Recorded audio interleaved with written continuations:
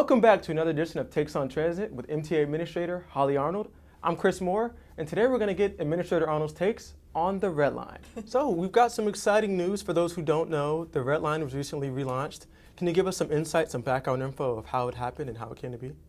Yeah, so the Baltimore Red Line has been around since 2002, really even before that. There's been a need for east-west transit across Baltimore City. So we do a good job getting folks kind of north and south, but we need that network connection. And that's really what the Red Line does. Right. So we've had plans that were around for a number of years to do that. We got really far along in the process before it was canceled in 2015. Even since then, folks have been saying, like, hey, we still need to bring it back. We need to bring back the Red Line. And Governor Moore has been very clear, even when he was running for office, that he wanted to bring back the Red Line. Today, I am proud to announce that we are officially getting the Red Line project moving again here in Baltimore. So we're ready. We've been able to jump right in. We did an east-west feasibility study in 2021, 2022 that looked at this similar corridor. And so we're able to use the data from that plus the data from prior to do a good relaunch of the Red Line. So what that means is we're going to be working with the community. We have a lot of community feedback from the early 2000s, 2015, but we want to get updated information. We want to understand what has changed, what are people looking for today. And so we'll be looking at a couple different modes, so both light rail and bus rapid transit, and then also looking at whether or not we go through a tunnel in downtown Baltimore.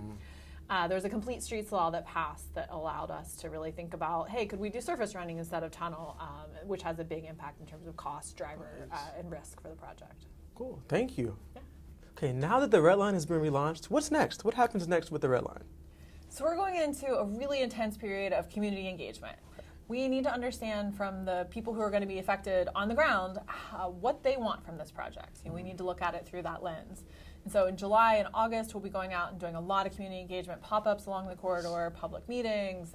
If folks want us to come to their community association, shoot us an email and we'll send someone out there. Same thing again in October and November, really kind of answering those questions of BRT versus light rail, and is it tunnel versus no tunnel, and what the impacts are on the ground. And then the goal is by early next year to have what's called a locally preferred alternative that we can move forward to go for federal funding. Awesome. So you said something really interesting, BRT versus light rail. Can you kind of explain the acronyms and what the differences are? Yeah, so BRT stands for Bus Rapid Transit, and it's very similar to rail in that it operates in a dedicated guideway. It has signal priority so that it can bypass traffic. And I think most importantly, when it comes to the stops, it's actually stations. So most people think of a bus stop as just a sign in the ground, and that's kind of it. Right. Where this is an elevated station so that you can board just walking onto the bus. Nice. You pay your fare off, so it's a lot quicker to get on and off. It's very similar to how a train would operate. Nice, awesome, cool, thank you. So would those require the articulated, like Artic-style buses? Yeah, so we use those, the longer 60-foot buses to transport more passengers. Typically for a BRT, they use those longer buses so you can fit more folks on. Articulated, accordion, bendy, all sorts of different names for those buses. But yeah, you want that more capacity. All right, those are always fun to see on the road. Awesome, thank you so much. My daughter loves it when they show up. Yeah, they're really cool to see. What's been the public reaction for the need to develop the Red Line? It's been really positive. So folks worked with MTA, from the 2002 rail plan until the Red Line was canceled in 2015. We had a number of community groups that were actively engaged, working with us for that entire time. Nice. And so, they were disappointed about the cancellation, and they're really excited that we're moving forward again. I think the biggest thing now is people just want us to move quickly. Right. We know that need is there, and so we need to move as quickly as we can while being as thoughtful and equitable as we can as we're making sure that we're getting that good community feedback and engagement. It's been almost 8 years since the last iteration of the Red Line. Do we need to start over with public comments? What does that process look like? So we did a ton of work previously for the Red Line, and we're going to be able to reuse a lot of it. Awesome. The corridor hasn't significantly changed since 2015. There's been some developments in different areas that we really need to take a look at, and we're going to do a deep dive in those areas that have changed.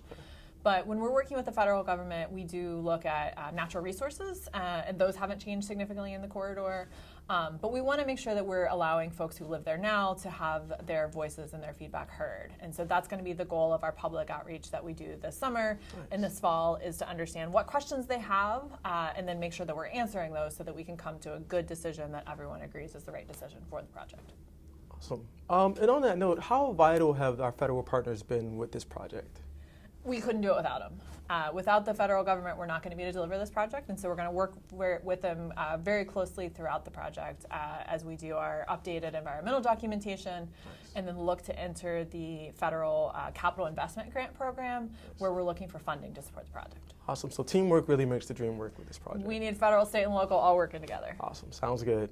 So we talked about how the Red Line is going to affect, of course, the riders. How is it going to affect the community at large? Yeah, so there's a ton of benefits to the Red Line. You can start with environmental. The more people who are riding transit, the better that is for emissions. Offers opportunities open for those folks who aren't riding, right? It decongests the area. The Red Line has a lot of support from the business community because it'll help folks to get to jobs more easily. And so it's really important for them, and we want to ensure that we have their support as well. And then finally, there's lots of opportunities for transit-oriented development along the stations. A lot of it was planned previously, and we can take a look at that planning effort and start to bring it back, working closely with the local jurisdictions to ensure that there's mixed-use development, affordable housing around the stations. All right, so it seems like the Red Line is going to be beneficial all around. Absolutely, a huge boon for the region. Awesome.